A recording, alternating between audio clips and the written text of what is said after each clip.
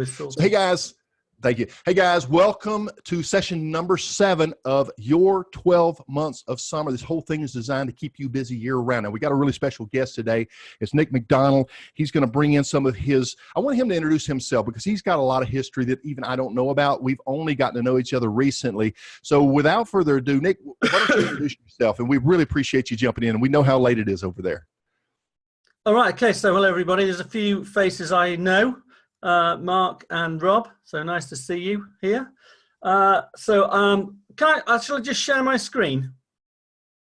I'll see if I can share my screen. Yes, you can.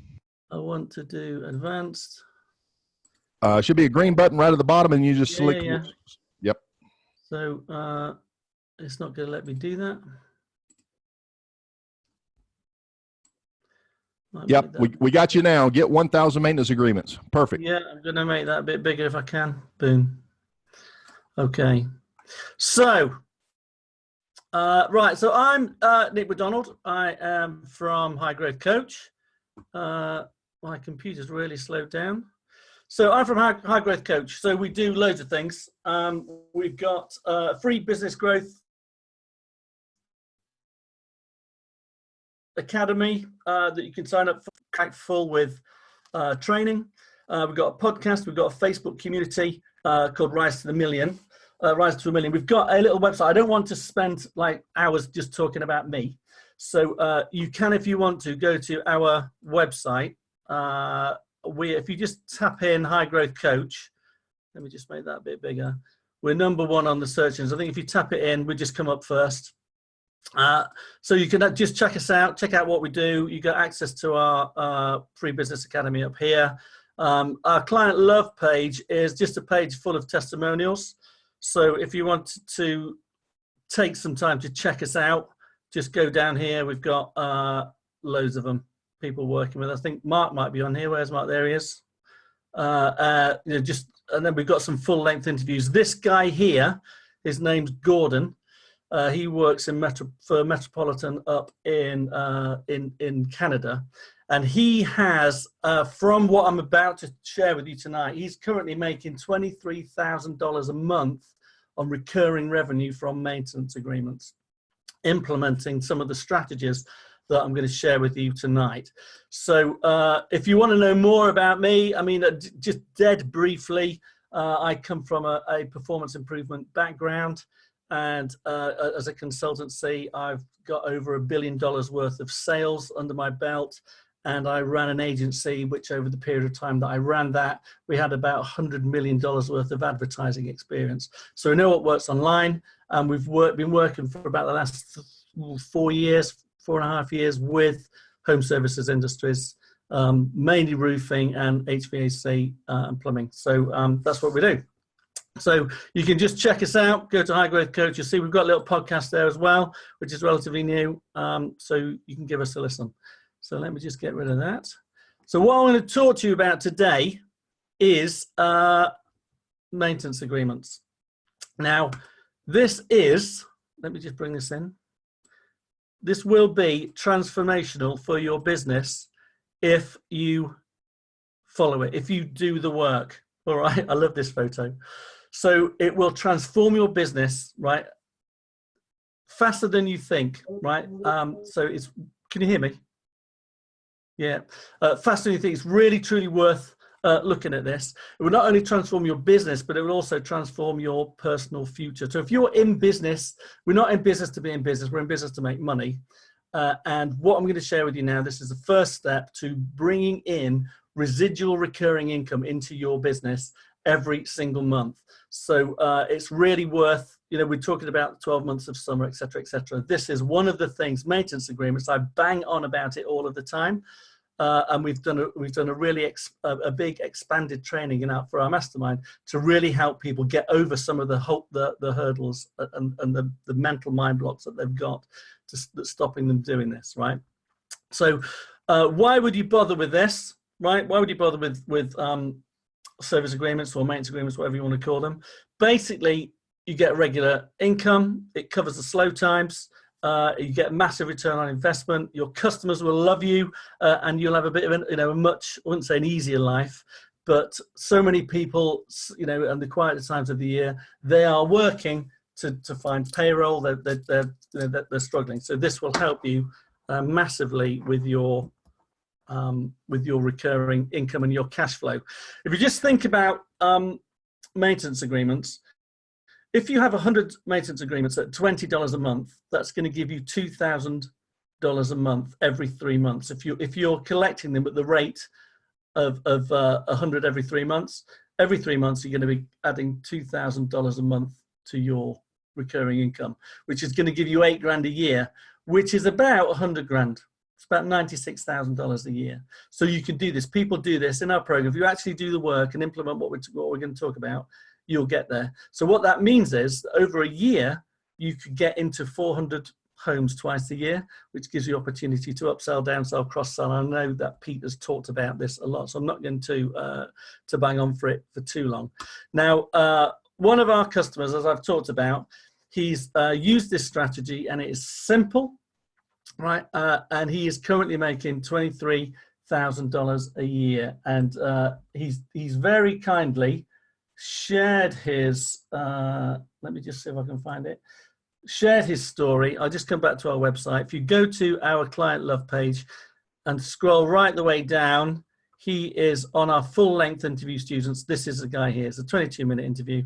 He just shares with you how that's changed his business. So it is definitely worth doing. Now, this program, we've got a little program called, we called it get 100 maintenance agreements in 90 days, but we've changed it to get 1,000 maintenance agreements, because anybody that's in the business they're going to want to get 1,000 maintenance agreements at least, right? So there's 4 key components to this. The first one is crafting your offer, is actually getting a product together that you can take to market, that you know is going to work for you, you know it's going to make money for you, right? Then you need to have some way of communicating that. So that's your killer brochure. You then need a sales process. How are you going to take that to market and sell it? Either if you're going to be selling it to your existing customer base, so your database, or you've got a tech in the home, how they're going to be selling that to the homeowner. Excuse me. So you're going to need a sales process, and then you're going to need some promotional strategies. Now, what I was going to try and do was get through all of that in 50 minutes. There's just no way I would do that justice. So what I've decided to do is to just do the first one, right? Crafting your offer, right, in this live training to show that to you. Now, what I will do is anybody that's interested and wants more information on this, then I've got a bit of offer to talk to you about at the end of it. And then what we're going to go through today, my offer for you guys today for free, is if you've already got a maintenance agreement that you're struggling to sell, or that it's just not working for you, or if you haven't got one, you're trying to put one together, as a result of what I'm going to share with you in this training right now, you can put something together and send it to me, and we'll have a Zoom conversation like this, and we'll review it for you one-on-one, right? So to help you properly understand what I'm going to be sharing with you and talking about now. So what I want to do tonight is to just talk about crafting your offer, right?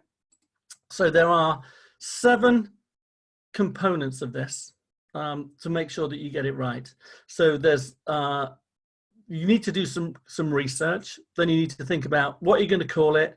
There's mechanical service, there's customer service, there's referral options, which is an interesting one to consider. You need to think about what the benefits of a service agreement are, and your promise, right? Okay, so I'm just going to go through each one of these in turn. The first one, research. Ideally, you're going to need to do some research into your local market. Now, it depends where you are. If you're in a super competitive market, then a lot of the time people won't want to even entertain a service agreement. Like, so you might have to, I don't know, you wouldn't say necessarily you'd struggle, but you might be very price sensitive. So like, I don't know, places, I don't know, there's some places in Florida, Phoenix, I know is super competitive. You know, Los Angeles. So there's places where you want to understand what's going on in your market. The problem with the HVAC industry is it's very fragmented, so there doesn't seem to be a standard. So that also gives you an opportunity to set a standard. So I don't want to go too much into research, but research is important to help you come in at the right level and decide where you're going to be. Then you need your name. Now, the name, let me just have a look at this. Let me just go through this here. So what I've got is I've got a little worksheet, which if you are interested in this, if you send me a little email, I'll give you my email address later. You can email it to me and I'll send you this worksheet to help, because this helps you think through. So it's called an offer brainstorming worksheet. It will help you think about the kinds of things you need to think about when you're pulling your offer together.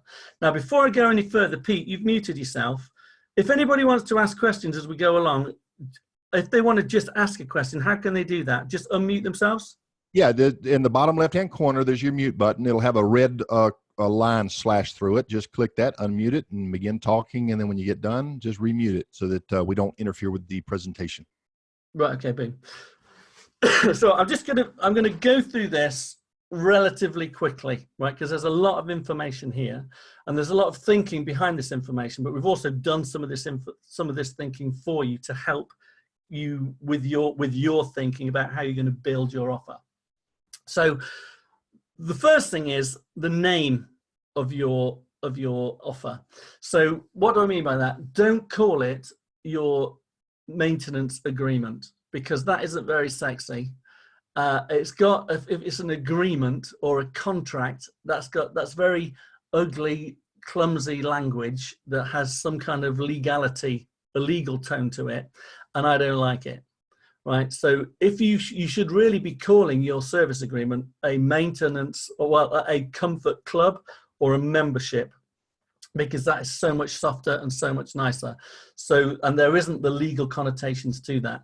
And ideally, it needs to be linked to your business, ideally, right? So, so you wouldn't just be, it's our maintenance agreement. It wouldn't be that. It would be like, this is Nick McDonald's Comfort Club, or On the Mark Comfort Club, or whatever it is it might be. It needs to be personal to you. So, and ideally, a membership. That's what you need. Now, the next thing is a mechanical service. Now, what do I mean by that? Let me just get rid of this. Excuse me. So, your mechanical service, a lot of people, and when I say a lot of people, I mean a lot of people, when they put their maintenance agreement together, they think, right, I've got to have 3 or 4 or 5 different levels of membership. And the difference between the levels of membership, I'm going to clean a coil for my, for my premier offer, and I'm not going to do that for my, my basic offer. So the mechanical service, they offer the work that you're actually going to do for the customer. What we know is across all of your maintenance agreements, if you're going to have multiple ones, and we don't really suggest you do, we suggest you just have 2, but you might have 3, right? But however you look at this, your mechanical service, that is your signature service. That is what people want from you.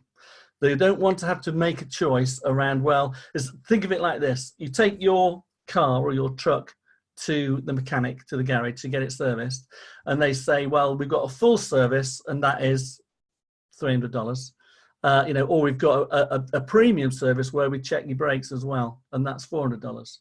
You'd think, well, actually, I want you to check my brakes because I want to know that it's been serviced and it's going to work, right?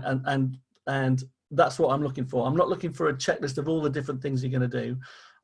I'm paying you as the expert, the mechanical expert, to make sure my car is roadworthy, that it's safe, that it's properly tuned up, etc., etc. I don't have to make decisions about mechanical services that I don't really understand. You're going to change the filter and you're going to sort my carburetor out? I don't really know what that means.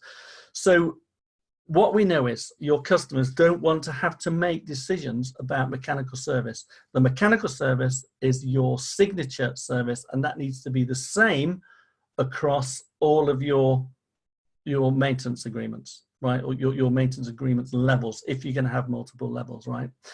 But what we do know is you need to have a checklist for it. Now, you are the expert. It's your business. You know what you're going to do. Some people have multiple checklists. Some people have a little bit. But ideally, as you're going to grow, because if you're going to have 1,000, this needs to be repeatable. So if you are one guy in the truck at the minute, you're doing this yourself. All of this is in the back of your mind. You know what you're going to do. You know what you're looking for.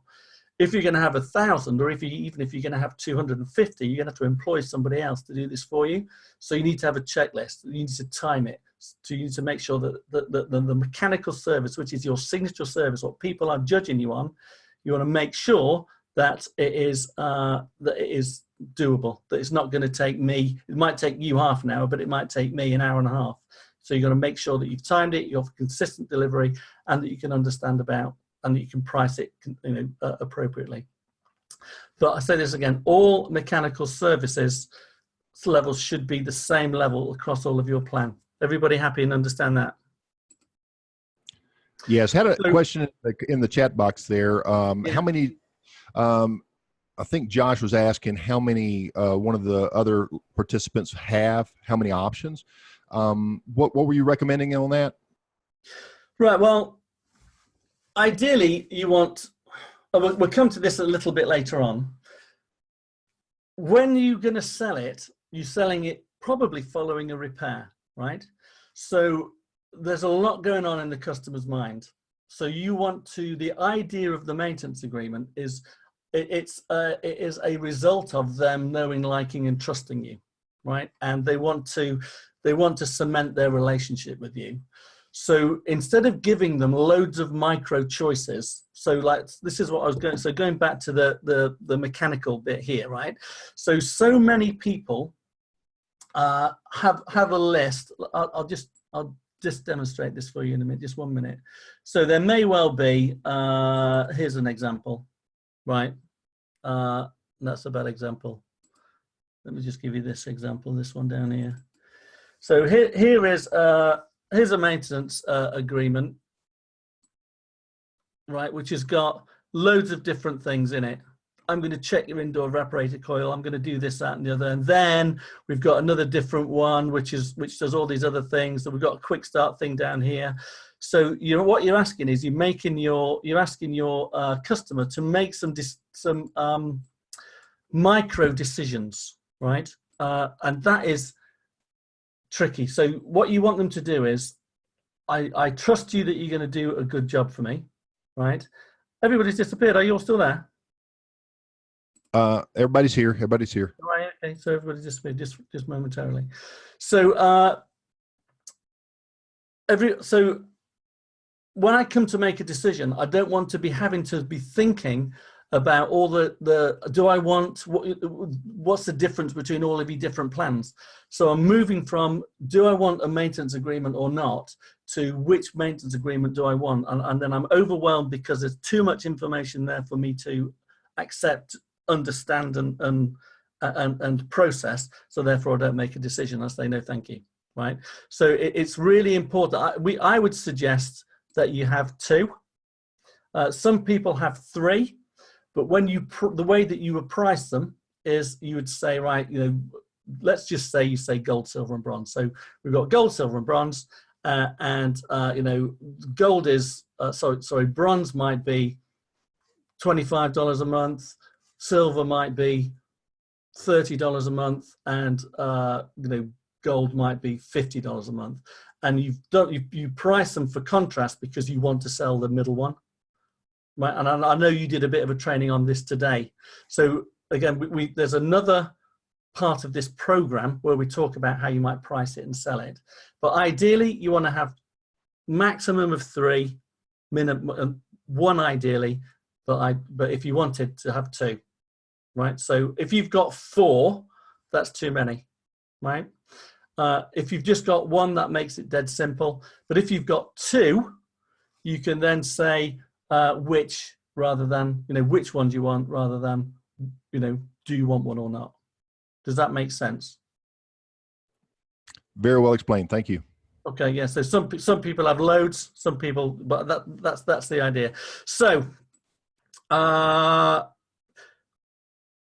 much should I charge and what should I include? Right, this is a really, really big barrier that stops people putting a maintenance agreement together because they're concerned and worried about, am I going to lose money? Should it be a loss leader? Yada, yada, yada, right? So if you've done some research, right? So if you've done some research into your local market, the price might actually already be decided for you by what people are going to pay. So what I suggest that you do is you go back to the reason why you would have a list here. You would time it, so that would help you price it, so you know what you're going to be including in the mechanical service, etc., right? But if you consider, if you go and do a lot of these, a lot of your maintenance agreements are going to be sold on the back of a repair. People are calling you up out of the blue. You're going to go along and sell a maintenance agreement to somebody new. So you're going to make your money up front because you've got the repair, and then you're then selling the maintenance agreement. The idea of a maintenance agreement, as you've already talked about, Pete, so I don't want to go on about this too much, is that you're then married to the customer. You're their AC guy. So you're going to make money. So you might not make money year 2, you might not make money year 3 or 4, but eventually there'll be a repair and they're going to come to you. Eventually there's going to be an install or a replacement, and they're going to come to you if you've done your job right. Now, the other thing to consider is you're in that customer's home once or twice a year. So that gives you an opportunity to upsell. So the actual price that they're paying you, right? And what we suggest that you do is you get them to pay monthly. But that's what you want. That's the golden holy grail, is that they pay you monthly. So the way that you would do that is you would discount monthly against the yearly payment, right? So you're asking them to make a decision on $20 a month. Now, the difference between $17.50 a month and $20 a month or $25 a month, when you've got 1,000 maintenance agreements, you've got a really big cushion of cash that's gonna really, it's not going to make that much of a difference to you when you've got, 1,000 maintenance agreements or 2,000 maintenance agreements. So how much you should charge and what should you include goes back to the level of mechanical service that you're prepared to offer. What we know is, generally across the country, anything, if you've got 2 visits a year, anything from $17.50 to $30 or $40 a month. It depends upon where you're coming in at the market, right? But again, we can help you with that. So that's your mechanical service. I was just worried about time. So also consider volume. Right now, a lot of people, when they're setting out, if they don't have maintenance agreements, so they have a few, think small. So therefore, they're worried about the pricing and they're worried about stuff. So if you should times, whatever you come to your price, times that by 100 or 250 or 1,000. That's going to help you think about what infrastructure you're going to need. So if you've got 1,000 maintenance agreements, that's, visiting in the spring and in the fall, that's 2,000 calls a year. That's 39 calls a week. That's 7 calls a day. You need to think about what infrastructure are you going to need for that? Right, so is that going to be a tech and a truck? I mean, well, we know like 1 tech and 1 truck, all in is probably going to cost you about $7.5 grand a month, right? So, how many maintenance agreements will you need? How much money will you make on that, et cetera, et cetera? What training are you going to need to give the tech? So really think about what your additional overhead is going to be if you get 1,000 maintenance agreements. Right? So do you want it? A lot of people, what stops people from doing it is they think, well, it's a big risk if I only get 20 or 30. The thing about maintenance agreements is you need to be in it to win it, without a doubt. You need to be in it to win it. All right, so any questions on that from anybody? Oh, we had a couple of questions in the chat box. One of them was asking about managing monthly payments. Somebody suggested Payzer. Do you have any recommendations, Nick? Again, it depends where you are. It's different in Canada, different in Europe, different in the US. So Payzer is a very popular one, without doubt. Stripe is pretty good. PayPal now do it. That's fairly common that people use. I know there are different softwares out there. I know House Call Pro help you do that. House Call Pro, I know they're having a few. I wouldn't say if it's glitches, but it's not as consistent necessarily as it could be. But I know Coolfront do it. So there's software out there that will help you manage this, because here's the other thing: if you've got 1,000 maintenance agreements, right, you've got to then plan the visit. You've got to schedule them. So you need reminders about that. You need some software to help you keep on top of it. So if you don't have software, and if you're in it to win it and you want 1,000 maintenance agreements, you're going to need some software. Would be absolutely. Absolutely. And one quick related question. It came up yesterday on mine, but I would love to hear what your answer is. George went through Payzer, and he gave a discount. The customer made one monthly payment on the maintenance agreement and then canceled, and he ended up getting shorted on his repair because he gave the discount and the guys just backed out. Have you ran into that, or do you have any strategies on preventing that? I do. Okay, so that is, I wouldn't say that's a separate thing. So when it comes to the sales cycle, we talk about attract, catch, and keep. So you've got to attract them, you've then got to convert them, and then you've got to keep them. Now, there's a lot of things that you can do on the back end when it comes to keeping. So let me just see if I've got, let me open this up. So we have a little thing here about, this is our sales process. So up here, down here, look, we've got keep. So upon completion, so it depends upon how you sell it and what you want to do. But to prevent churn, you can do all of these things. So if you're getting loads of churn, you can send handwritten notes, do all of this stuff. But we talk about this around minimum effective dose, right? So you don't have to do these things, but you can. If you get a lot of churn, you're not selling enough value in it up front. You're just selling the discount, and people hear that, and by the time you've backed out the drive, they've already cancelled on you. So if you're selling it like that, then that's why you get lots of cancellations. And also, if you're not doing enough to leave a lasting impression and to make them love you, you want them to fall in love with you. So if you're doing a great job, if you are getting loads of churn like that, you can think about selling it full price.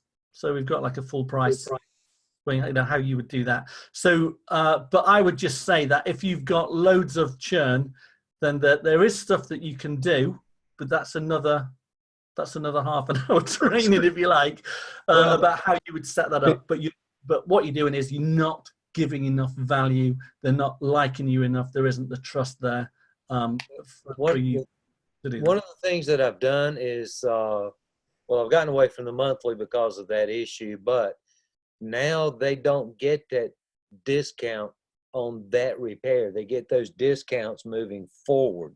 So I did stop that part of it because I knew that's what was going on. Yeah, so I think, however, whatever happens to you, all of this stuff that I'm talking about is high-level strategy for you to adapt, right? So you've got to adapt to your local market and adapt to what is right for you. So we say you want to test stuff, et cetera, et cetera. So what you've done is the right thing. If you're happy to do that, how you want to sell it, it is entirely up to you. So if you're managing it like that and it's still profitable and you're still owning the customer, then that's beautiful. Hey, Nick. One idea that I did on the back of my sign-up sheet, it says, because I gave a discount right up front, that you must be a member for, I set it up for 6 months. I may change it even to a year, that if you cancel in that time, whatever discounts I've given you, I charge your credit card for. And they agree to that beforehand. Very Beautiful. good. Very good. Yeah, I mean, that's beautiful. So there are ways around it. There are ways around it. But I think with anything, if you start doing this and it's new and you're noticing churn, and at that point you need to be tuned into it so you can take remedial action like that, exactly like you two guys have done. I'm just conscious of time, and I'm on slide 16, and I've got loads more to talk to you about. All right. So that is so any other questions on that? That'll be a no. So right, customer service. Now, this is what your customers make decisions on, right? On whether this is what's important to your customers. So many people in the industry, HVAC owners, they put a maintenance agreement together, and it says, here's all the list of the shit that I'm going to do for you. And it's a bit like I'm a seriously experienced technician, and I've put together a list of technical tasks for somebody else to do. And we're thinking we do this because we think that it's going to impress the customer. But all it does, truly, it just completely confuses them. And it's just, it doesn't help them at all. Your customers make decisions on whether to work with you or not based on these things: convenience, value, and loyalty, right? That is what they make their decision on. So I've got a little note here to say go to sheet. So I'll just go to this little sheet here. So you've got this. Now, what do I mean by convenience, value, and loyalty? Dead simple, right? So you've got, so things like the difference in convenience would be priority service. So if you're going to have, this is across if you've got 2 different plans or 3 different plans. I'll show you an example of this in a minute. But this is what they decide upon, right? They're not deciding upon if you're going to clean their coil or not. They're deciding upon convenience, value, and loyalty. It's really important that you understand this, because this is the key difference to what's going to help you sell them, right? But this is one of the key differences. So convenience would be like priority service, 24 hours, same day, 48-hour response, whatever it might be. Out of hours, public holidays. Are you going to go out on Thanksgiving if you need to do that? A lot of people say, the premium services, you tell me when you want me to come out there, and I'll be on your drive at the time that you say, right? But you've got to pay for that. People will pay for that, right? The other thing around value is you can be offering discounted on repairs, no call-out charge for repairs, no overtime, no diagnostic charge, that kind of thing. So basically what you're saying to your customer is, if you're committed to me, I'm committed to you. So I'm going to offer you these membership benefits, right? So if you have an unscheduled repair in between maintenance, you're not going to have to pay for a call-out charge. You're not going to get a diagnostic charge, yada, yada, yada. I know that's standard, but this is it's standard because it's what triggers people's decision-making in their head. And then the loyalty stuff, this can be a number of things, right? So you can have an extended warranty. So for instance, in our basic plan, it's 1 year warranty. In our, premium plan, it's 3 years warranty or 10 years warranty or whatever it's going to be. You might have a workmanship guarantee. You might have like an accrual or a discount on new equipment, that kind of thing. So just let me have a look at this. So we've got here, this would be a bit of an example, right, of what I'm talking about. So if you're going to have 2, you'd like to have like a signature like program, a plan, and a premium plan. So it would be like a 1 year warranty or a 3 year warranty. So straight away, I'm making a decision on, do I want it to last, because this would be the difference between $20 and $25 or whatever it might be, right, a month. This would be the loyalty thing. I'm going to give you $250 off an install against $500 off a new install, or $700 or $1,000 off a new install, whatever it might be. Priority service, same day, priority scheduling, or schedule at your convenience. You might want to give them 10% or nothing off, and then 10% off repairs, or 20% off. I know 20% is a lot of money. Now, if you're going to be offering discounts off of your repairs, you need to price for that, without a doubt, because it really hurts when people, if you have to replace something and it's a $1,200 ticket, and you've got to offer somebody 20% off that hurts, can make you feel a bit sick. So these are examples of, if you're going to have different plans, don't be saying, I'll clean the coil for this one, but not for this one. I'm going to wax it at the outside for this one, but not for this one. Just do mechanical the same, because this stuff here is what your customers will make a decision on, because this is what's important to them. All right, do we understand? Makes sense. Okay, let me just get rid of that. Just wait a minute, I seem to have lost.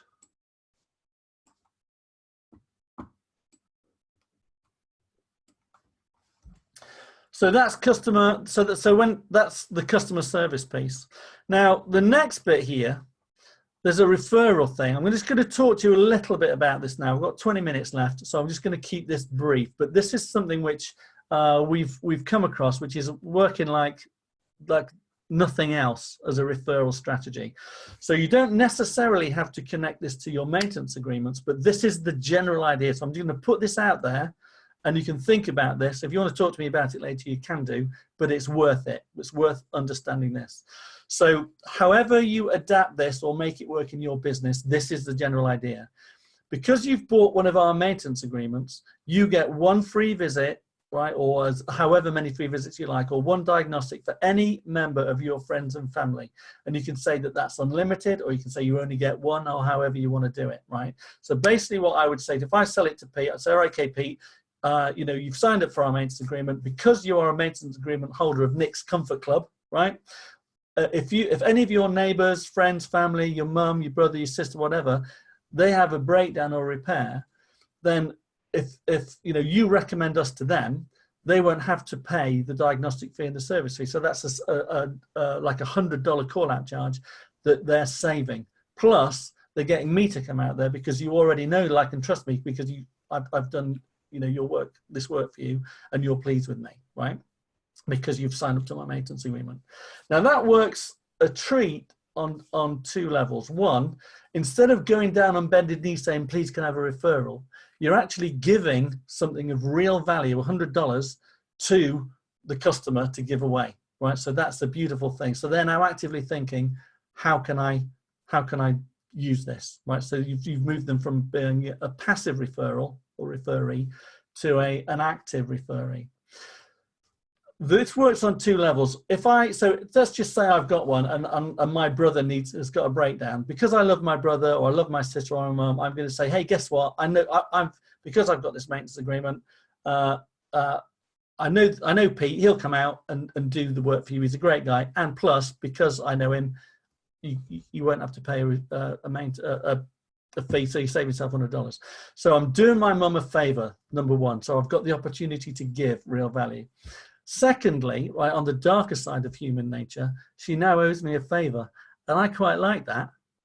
So that's why it works. Now, there's a cost to you on margin, but think about it like this.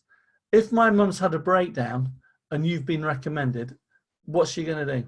She's going to pay you to repair it. So it's worth it. So you can think about how you might want to use that as a referral strategy in your business generally, right? And or how you might want to attach it to selling your maintenance agreements. But what we suggest you do is that you don't necessarily advertise that until you've sold it, or until you're actually in front of the customer to talk about it. It's a little sweetener that you keep up your sleeve when it comes to the decision making, the decision making process of the customer at the time. But we know that works beautifully well. Right. So any questions on that? All good? Can you all still hear me? We're looking good. Yeah, we hear you great. Beautiful. Right. So the next thing you've got here is, right, so one of the key components of how you're going to sell this, of your offer, is why would you have a maintenance agreement in the first place? Right. So it is really important. Now, again, a lot of people say, here's a long list of jobs that you have to do, blah, blah, blah, blah, blah. People don't care about this. I don't know if I've said this enough times, right? You got to think about, like, my Auntie Beryl, like, she's in her 80s, like, she drinks lots of gin, watches the television, and she knows nothing about air conditioning, but she's interested in safety. She's interested in efficiency, noise, blah, blah, blah. This list of stuff here is what your customers make decisions on. So if you can bring to their attention, right, you could die of fumes or fire or electric shock if you don't get this fixed, right? Or if you don't get your machines regularly maintained, there is a risk to that. Suddenly I'm interested. I know that's extreme. There might be like health, like air quality could be important. If they've got allergies, insects, efficiency, they're going to save money. Noise is a big one. Right, so it's going to run quietly. So they may well have unconsciously accepted. There's an unconscious acceptance of, yeah, it's noisy. So when we're in the backyard having a barbecue, we all have to talk like this, right? No, you don't, because if you get it maintained regularly, you will hardly hear it, right? And then it'll be loads more efficient, blah blah blah. So this kind of things here, right? Preventative, like you stop small problems. You want to be reminding them, right, of why it's a good idea. So here is the sequence. Have you got a maintenance program? When was the last time this was maintained? All right. So if it had been maintained, you may not have had this problem. And then here are some high-level benefits of why you might want to have a maintenance agreement. This is why you would have one. So what you're doing is you're selling them on why they should have one. The next thing is, why they should have your plan, right? So the sequence says, you don't have a plan at the minute. This is why you should think it would be a good idea. And then the next thing is, this is why our plan is so good, right? So when you're putting your offer together, you really need to think about this. So why this is important is the next stage of this process, once you've sorted your offer out, is that you get some kind of a brochure together so that you've got something that you can give to somebody or send to somebody via email, which maps all this out. So that's again, that's another training we've got for you. But thinking about, I had one additional one. Maybe you've included it because you word things a little different. Comfort, like have better mood. Another one is, we got these little old ladies and they don't understand like we do. We're HVAC guys and we know what's going on in there. And they're afraid to touch the thermostat. It may shock them, all these weird things. But things like knowing that furnace is safe to go into operation for the season because it has been pronounced by the maintenance technician, it's good, it's ready, it's safe, Mrs. Jones, you're going to be good. That's peace of mind. So that's one additional piece that I would add to that. That's part of comfort, I know, but I just thought I'd throw that in there, Nick. Yeah. So all this kind of stuff, right? So let me just have a look next thing. So that's what people are going to buy on. And we know, so we've had loads of experience on this. We know, proven that this is the part of people's decision-making process when it comes to, do I want to sign up for a maintenance agreement or not? This is what's important. Okay, so this is also part of your wider offer. So for your business. Now, the other thing that people need to know and want to know is your promise, right? So why are you special? So in the why your plan, right, is your promise. Why are you special? Now, this shit really matters, right? You might not think it does, but this isn't necessarily just about your maintenance agreement, right? So your maintenance agreement is like the wedding ring. They've experienced you. They've, you've worked on their equipment. They've got to like you. They've got to trust you. Now they want to commit to you, right? So it is the maintenance agreement is a byproduct of the whole trust triggers that you've had. So, people look at the maintenance agreement as a separate thing, right? As part of, separate thing apart from their business. It's not. It is basically, it's the wedding ring. It seals the deal on your customer service and how they feel about you. That's what you've got to think about it. And wrapped into that is this. This is what they want to know. So just what Pete's been saying. This is what we know. These things, I'm giving the farm away here, right? So these things here is what we know are the biggest triggers on making decisions on helping people make decisions. So, why you're special. Here's some examples, right? That you are experienced and licensed, right? That you've got quality technicians, that you're legitimate, that you would offer upfront pricing. There's no surprises in your pricing, clear communication, etc., etc. We treat your home like our home. If you write nothing, if you don't remember anything from this, that's one of the most important factors, right? That you respect people's homes, right? So you may well do it, but you might employ techs that don't do it. You might be in a hurry. They might be rushing about because they've got too much to do, and it's just bish, bash, bosh and get it done, right? You want to make sure that you tell them that you treat their home like your home and that you demonstrate that, right? And that you treat you like family. People are afraid that you're going to sell them shit they don't need. So you need to, part of your promise needs to be, we're going to explain the problem. There's going to be some transparency there, and we're going to give you some information so that you can make some informed choices about what happens next and what is best for you, right? Really, really key.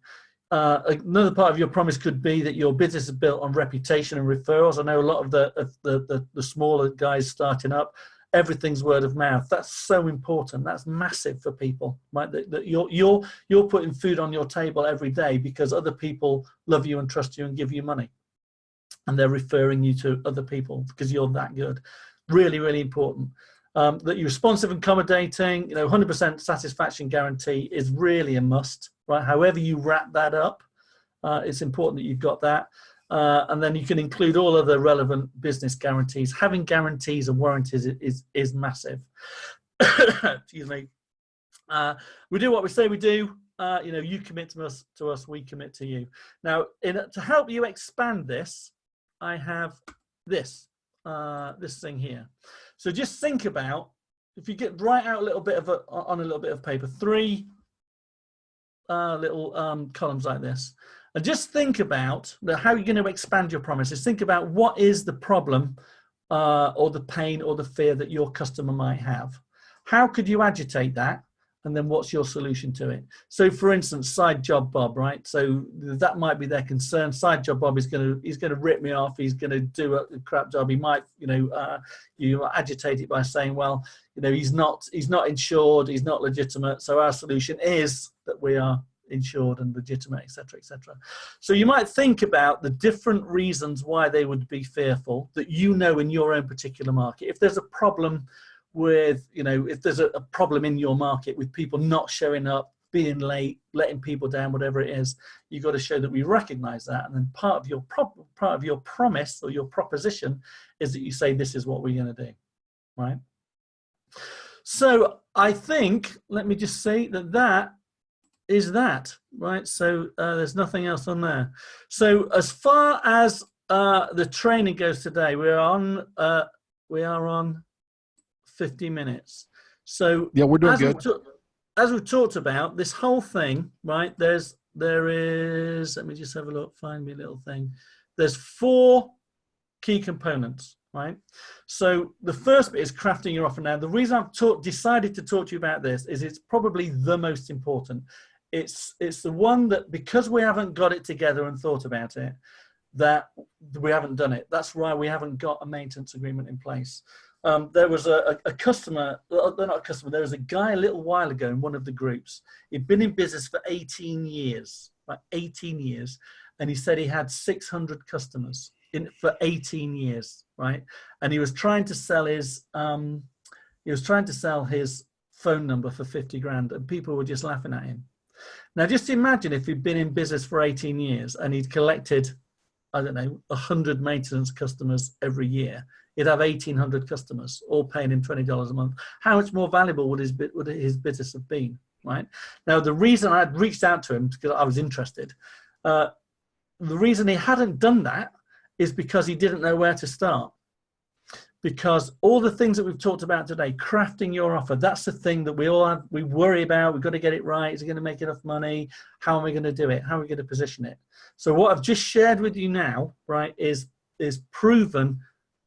It's golden. If you do this and get your offer right, if you really think it through and get your offer right, it will generally and genuinely make you hundreds of thousands of dollars a year, every year, once you give this some thought. So the process that I've just been through with you now, the little worksheet and stuff like that, that's going to help you think it through.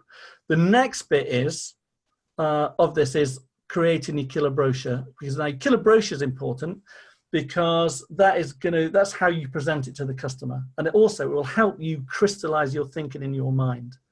Once you've got that, you've then got how you're going to sell it, how are you going to get a system and a process together that you can then train other people to sell it for you in a bulletproof way, and then how you can promote it. So if you've got previous customers, if you've got, 200, 300, 1,000 previous customers, you don't have a maintenance agreement in place, and then you get this in place, how are you going to promote that to them?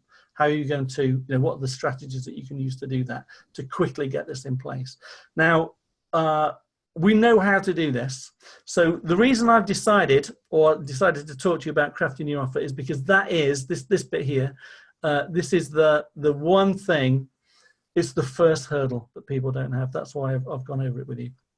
So my offer for you today, let me just find it, is this, right? So if you want this worksheet that we've just been through, which is going to help you brainstorm your ideas, just email me or email Pete, and we'll send this worksheet out to you.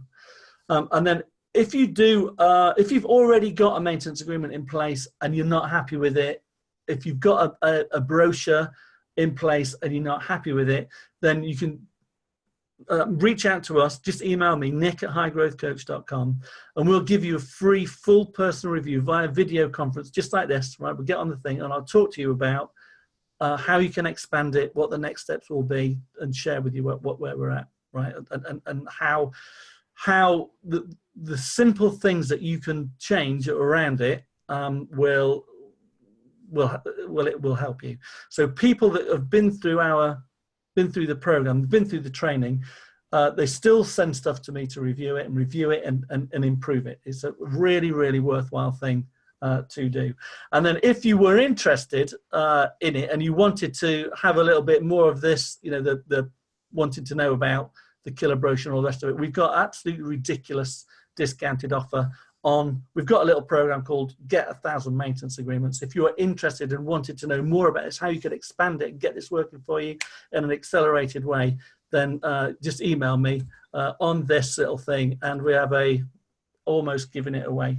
Because with this little process here, you can definitely make very quickly, with a few hours work and a bit of thinking, easily $100,000 a year recurring income. And going back to Gordon, he's already, because he's applied all of this, he's really worked hard at it, and he's on $23,000 a month already, and that's taken him 7 months to do that. So it's worthwhile. So any questions or anything at all? So that's my presentation finished. Very good. Very good. Yeah, we've got an extra 4 or 5 minutes. Why don't we open it up and ask a few questions? Guys, what do you think? I have a question. So on some of my higher end offers for new systems and stuff, I'm doing, financing, that kind of options. Would, extended labor warranties, would, a selling point also be in, including a few years of maintenance in there, or would you offer that separately? Right, it all depends upon price. This is what I know. So you're buying this very expensive piece of kit that's going to keep you comfortable for the rest of your life when you're in this house. In order to keep the manufacturer's warranty, you have to have it maintained. We'll do that for you as part of the thing, and the cost of that is $100 a year, or whatever it is, $200 a year. So I know that the people that are selling maintenance agreements successfully, there's two things. One is they always sell one mandatorily on the back of a new install. Always, always, always. That's part of the deal. If you want to include the first year or the first 3 years and work that into your price, that's always good. Or you can just get them used to paying you a monthly deal straight away. So like when you buy a car, you have to also get it insured. So there's 2 payments for that, isn't there? So whatever you feel comfortable with. Again, that's when it comes to your sales process and how you're going to promote it. It's really worth thinking about. It's a personal thing, personalized thing, how you do it. So on the back of a repair, it's a lot easier to sell. But when you sell a warranty, you can use your words. You can use language that suggests that in order to maintain the manufacturer's warranty for the next 5 years, 10 years, whatever you're giving away, to protect that, you have to have a maintenance. You have to have it regularly maintenance. And we've got a killer offer to help you do that. So we're looking after you, not just today, but for the next 10 years. And that's going to cost you whatever it is. So you could discount that because you've made a bit of money on the install. It's completely up to you how you do that. But yeah, I would say every install, because what does the customer want? They want certainty for the future. I want to know that you're going to be around for the next 4 or 5 years. So if this is a lemon, you've sold me a lemon, I want to know that I can get hold of you and that I've got complete peace of mind. And if you're giving me that, then I love you even more. Hey, and I might throw my 2 cents in there. Tim, just to answer to that from a technical standpoint, I was a contractor as well. One of the things that we did, there's more than one right way, as Nick has outlined, and one of the ones that he suggested is what we did.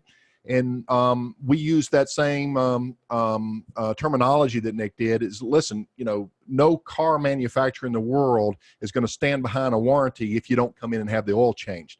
So we need to have this maintained. Now, we're going to give this to you your first year free, at no cost. And if you like our service, continue with us, which, well, maybe we change the verbiage on that. But the point is, we're going to get them used to that. Now, from the technical standpoint, when we installed our systems, sometimes they were at odd points of the year and we couldn't really check the charge as well as we'd like to under right conditions, maybe the heating, cooling, whatever, but it gives us an opportunity to slip back in and make sure everything's okay, because if it's running under a situation that maybe the startup wasn't properly commissioned because of weather and it would require another trip out, you just schedule that maintenance and go out and just go through everything again and make sure your installation is good, because you got to stand behind that anyway and you're going to be back for free.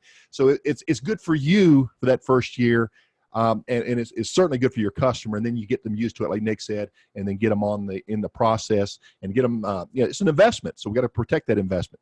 Hey, Pete. Just my thought. Mark. So if you sell them, you give them the first year free, are you going out there one time to do furnace and AC within 1 year, or are you trying to get them to do 2 times within that 1 year? Well, what we did is we had the maintenance agreement filled out in the job packet, and it was a choice of 1 year, 2 year, or 3 years. The prices were filled out. Let's say if it was $200 for 1 year, $400 for 2 years, and $600 for 3 years. We marked through that and discounted the first year at 0, the second year, which would be less the first year, and the third year would be less that first year. So if that makes sense. And we did do 2 because we started up today, and so on its 1 year anniversary, we've had our second visit. Okay, thanks. If that makes sense. Sure. And again, there's more than one right way. It's what's best for you and your company and your customer. We have to combine all that. Any more questions? Well, we got Nick in here. Good questions so far. A lot of questions on the back end about the administrative part, billing through these different companies, and they're just trying to cover themselves. Old maintenance agreements, trying to get them on the new system, things like this. Yeah. So when it comes to, and again, that is a barrier. That is a barrier to how am I going to manage it? So I had a conversation today with somebody. They've got almost 2,500 customers on their database, but they don't have a CRM in place. They don't have, where do they start? How do they start even managing that? So that is before you start talking about, the sales process, you think about, well, how are you going to even communicate this to them? How are you going to manage remembering to schedule them? So if you're in this to win it, right, and if you're in it to have 1,000 maintenance, we used to call it get 100 maintenance agreements every 90 days per tech, but really there is a never-ending spewing of abundant demand for what you do. So there is a massive opportunity, really, if you've got a killer offer, to capture that and get people to fall in love with you and marry you forever.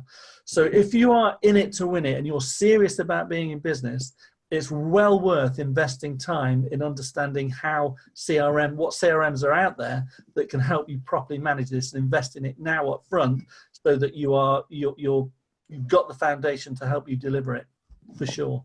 So, we say use technology, because once you get past 50, 100, you're then in all sorts of trouble when it comes to scheduling, remembering, all of that. So there's a few companies here in my market that offer, you pay so much a month and they offer you it goes towards a furnace replacement. So basically they state it as you never have to buy a furnace again. Yeah. Do you recommend that, or?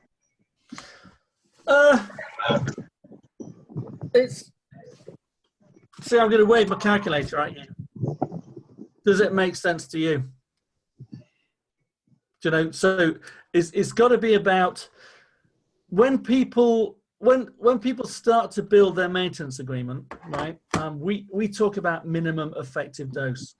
You don't have to, give the crown jewels away.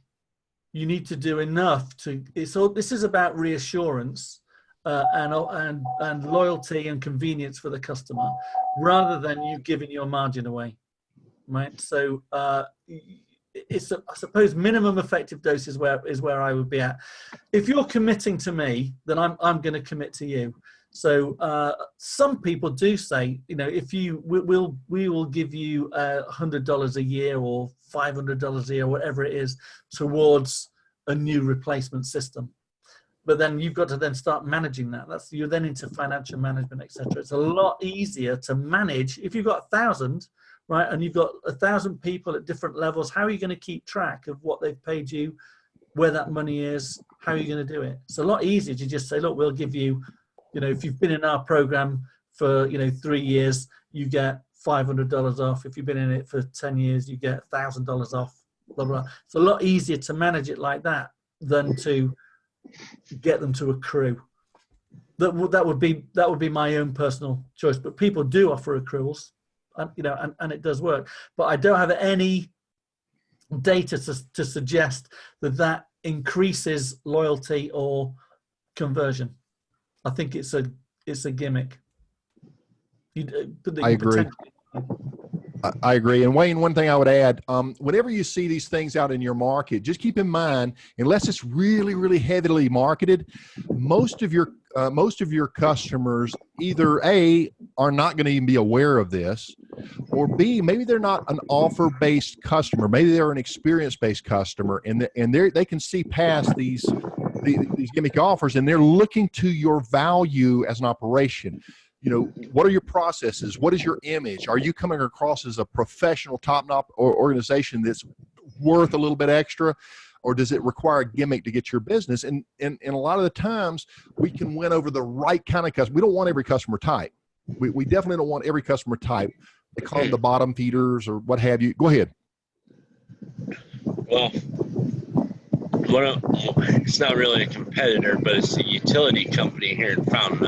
I don't know if you've heard of them, Black Hills Energy. So what they do is it is kind of a gimmick when it comes to your HVAC appliances like the furnace and AC. But they also bundle a package in where they'll help you with any appliance in the home. So they'll replace the part, or they'll replace the fridge if they have to. Right. And this is what I've been talking about, guys. This is what I've been talking about. Listen, the consolidators came after my business in the 90s. And there's others that are coming after your business. The utility companies, all these other operations, they will take your business away from you if you don't tie them up with some type of entanglement system, such as a maintenance agreement program. And just to add to Nick's point, the value on this, when you take and go to the bank and you want to get a loan, these are tangible assets. When somebody wants to look at your business and possibly buy your business, they're going to want to know how much do you have under contract or agreement.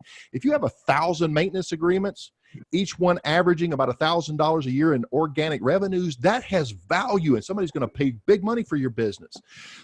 But the biggest benefit that we're talking about is they become fan-based customers because your processes are tying that relationship and building a greater bond.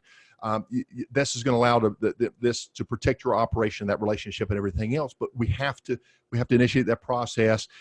Nick has clearly thought about every aspect of this. Don't just throw maintenance agreements out there. Make sure that you understand the whole picture so that your operation is foolproof, dummy-proof, whatever we want to call it, or mistake-proof, and so that we do this right, and it has that, and we have that we're in it for the long haul, good longevity, and with a plan that's thinking ahead, and not just something gimmicky like that we see out there. They're coming for you. They're coming after you. I would say that sounds a bit home warranty like, and the majority of home warranty. I mean, we've had a lot of people come into our program that have been caught in the home warranty trap that are now getting out of it, right?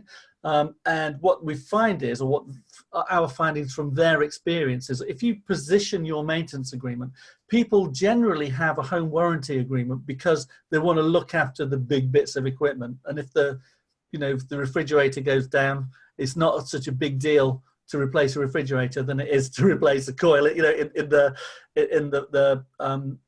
AC unit.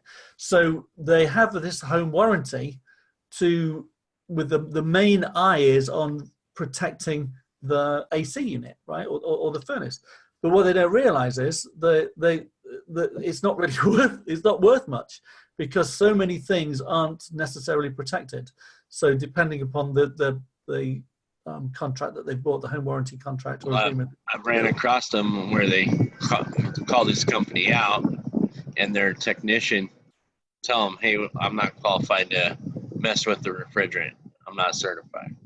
So my response is, "Well, that's not a very good plan that you're on. Then, Yeah, how can I save you money?" And yeah. I think you're on the right track, Wayne. Is you need to study their program, understand it, understand what its weaknesses are, and very tactfully share that information with your customer. If you will allow me, Nick, if you'll stop recording as soon as I finish this next statement. Okay. We're gonna end the recording for the benefit of those that are going to watch the preview or the recorded version. But we're going to ask questions after the recording if you have another question. But I just wanted to thank Nick, and I want to remind everybody, Nick at highgrowthcoach.com is his email address. If you're interested in that free personal review or the craft your offer worksheet, and there's additional offer that he's going to do directly, and you have to email him for. But you can also email me at HVAC Greatness, and I'm just using Gmail. So HVAC Greatness at gmail.com. Nick's primary offer will be in there along with everybody else's primary offer, but we're going to make sure that you have all of these these great instructors contact information so that you can reach out to the one that interests you directly. And I think there's additional offers for each of these because we're trying to add value to you guys, and hopefully you're benefiting from this. A lot of us just don't understand this until we start getting into these programs, and then we see there's real value here. And Nick's no exception. I've been watching this stuff for a while, so we're really we're really benefiting well from having him here, and we just want to thank him once again. But we're going to end the recording here. Hopefully.